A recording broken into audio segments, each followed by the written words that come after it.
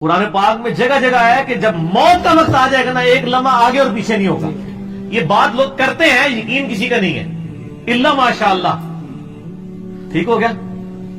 اور یہ یقین ویسے اسی وقت بندے پہ آتا ہے جب بندہ موت کے منہ سے نکلے. میں ایک دفعہ نکلا ہوں نا تو مجھ سے کو پوچھے تو میں کہتا ہوں جی دنیا پوری مل کے بھی ایک بندے کو نہیں مار سکتی اگر اللہ نے اس کی زندگی رکھی ہوئی ہے, اور پوری دنیا مل کے کسی بندے کو بچا نہیں سکتی اگر اللہ تعالیٰ نے اس کے لیے موت مقرر کر دی.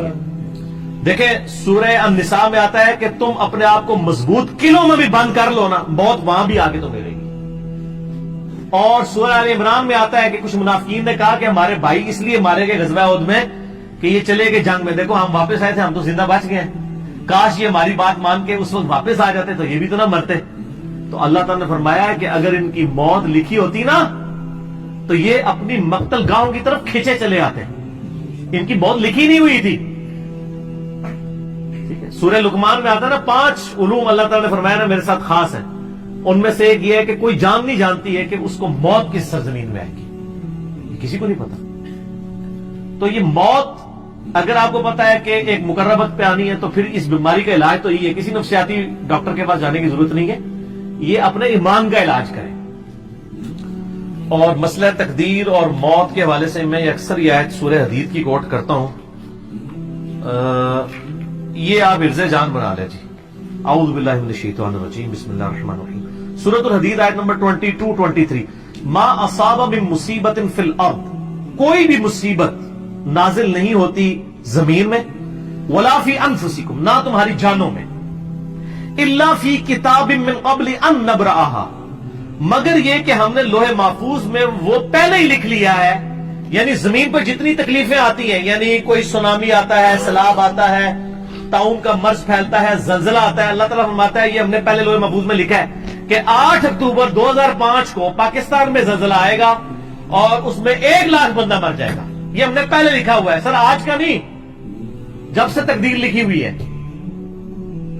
تمہاری جان میں بھی, یعنی کسی کو بلڈ کینسر ہونا ہے, کسی کے گردے فیل ہونے ہیں, کسی کو ہارٹ اٹیک ہونا ہے, کسی نے ایکسیڈنٹ میں مرنا ہے, کسی نے شیر کے منہ میں جا کے مرنا ہے, کسی نے کریش میں مرنا ہے, کسی نے سمندر میں ڈوبنا ہے. اللہ فرماتا ہے ہم نے یہ پہلے لکھ دیا, ہماری پیدائش سے بھی پہلے. کیوں؟ ان ذالک علی اللہ یسیر, بے شک یہ اللہ پہ آسان ہے. کہنا سمجھنا کہ انٹرنل ریکارڈ کس نے رکھے ہیں, اللہ پہ بہت آسان ہے. لِكَيْ لَا تَأْسَوْا عَلَى مَا فَاتَكُمْ, یہ ہم نے اس لیے لکھ لیا تاکہ تم افسوس نہ کرو اس پر جو تم سے چھن جائے. کسی کی آنکھیں چھن گئی ہیں نا, وہ یہ افسوس نہ کرے یار میری آنکھیں کو لے لی. یہ تو اللہ نے ڈیسٹنی میں مقرر کی تھی. وَلَنَبْلُوَنَّكُمْ بِشَيْءٍ مِّنَ الْخَوْفِ وَالْجُوعِ وَنَقْصٍ مِّنَ الْأَمْوَالِ وَالْأَنفُسِ وَالثَّمَرَاتِ, ضرور آزمائیں گے بھوک سے, خوف سے, جان اور مال میں نقصان سے. پھر چیک کریں گے کہ کون کہتا ہے اِنَّا لِلَّهِ وَإِنَّا إِلَيْهِ رَاجِعُونَ, اللہم اجرنی فی مصیبتی واخلف لی خیرا منہا. ولا تفرحوا بما آتاکم, اور مت شیخی بگاڑو جو تمہیں مل جائے کہ میں نے بڑا کمال کیا.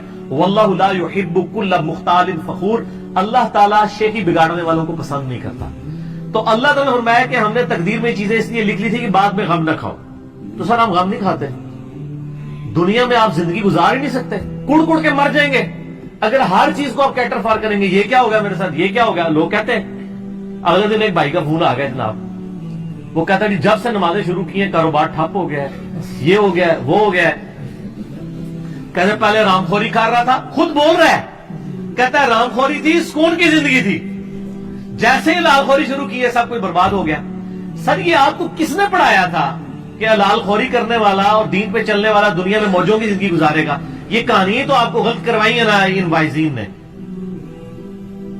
جامعہ ترمذی میں حدیث ہے سب سے زیادہ تکلیف نبیوں پہ آتی ہیں, اس کے بعد ان پر آتی ہیں جو نبیوں کے بعد اللہ کو سب سے محبوب ہوتے ہیں, اور اس کے بعد ان پر جو ان کے بعد سب سے بڑھ کے محبوب ہوتے ہیں.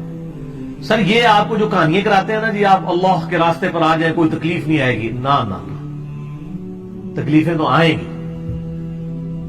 ہاں آپ کو حوصلہ مل جائے گا صبر کرنے کا. وہ تکلیف یقین کریں آپ راستے پر نہ بھی آتے نا, جو تکلیف آپ کے مقدر میں ہے نا وہ آنی ہے, وہ ٹلنے والی نہیں ہے, وہ اللہ نے آزمانا ہی آزمانا ہے.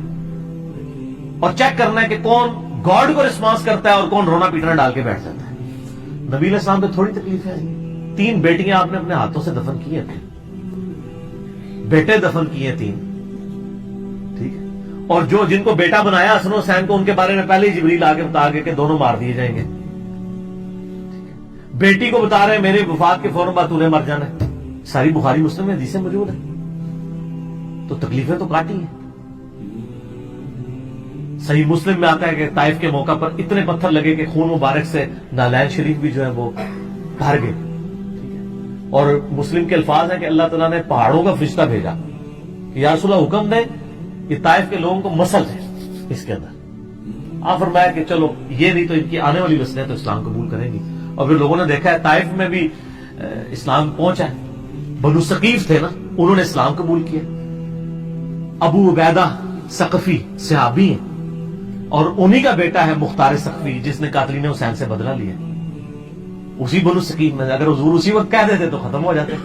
تو یہ نہیں ہے, یہ اللہ کو پتا ہوتا ہے کس کو کس وقت ہدایت ملنی ہے. ٹھیک ہو گیا.